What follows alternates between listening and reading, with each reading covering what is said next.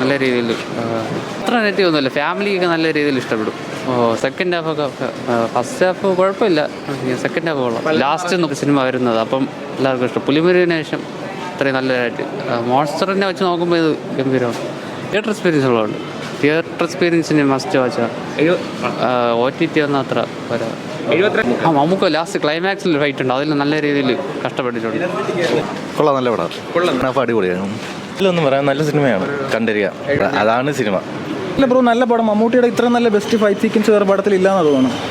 ബീജിയും fight സീനും അതൊക്കെ ഭയങ്കര നല്ല ഇതായിരുന്നു, നല്ല എക്സ്പീരിയൻസ് ആയിരുന്നു. പിന്നെ ഉടനെ തന്നെ ചിലപ്പോൾ ഒരു സെക്കൻഡ് പാർട്ടും പ്രതീക്ഷിക്കാം. നല്ലൊരു സിനിമയാണ്.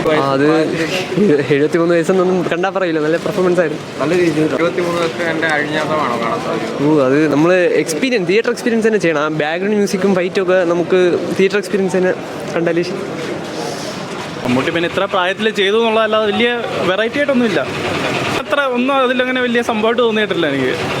നെഗറ്റീവായിട്ടൊന്നും അങ്ങനെ പറയേണ്ട, ഇപ്പോൾ ഫാൻസിന് വന്ന് കാണാം, അത്രയേ ഉള്ളൂ. അല്ലാതെ എനിക്കങ്ങനെ ഒരു മമ്മൂട്ടി കമ്പനിയുടെ പ്രീവിയസ് പ്രൊഡക്ഷൻസ് വെച്ച് നോക്കുമ്പോൾ ഇത് പ്രൊഡ്യൂസ് ചെയ്യാനായിട്ട് ഒരു വെറൈറ്റി എനിക്ക് അതിൽ തോന്നിയിട്ടില്ല.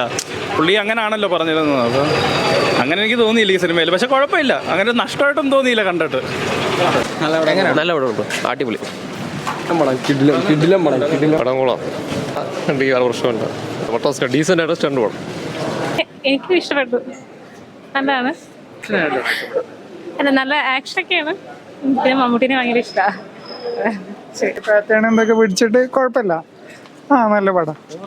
ഓവറോള് കൊള്ളാം. അതായത് സ്ഥിരം വൈശാഖിന്റെ ഒരു പടം, പിന്നെ ഇത്തവണ എന്ന് പറയുന്നത് കാർ സീൻസ്, അതായത് മമ്മൂട്ടീൻ്റെ ഒരു ഇൻട്രസ്റ്റ് അതിൽ പിടിച്ചിട്ട് കുറെ കാർ സീൻസ് അങ്ങനെ നന്നാക്കി എടുത്തിട്ടുണ്ട്.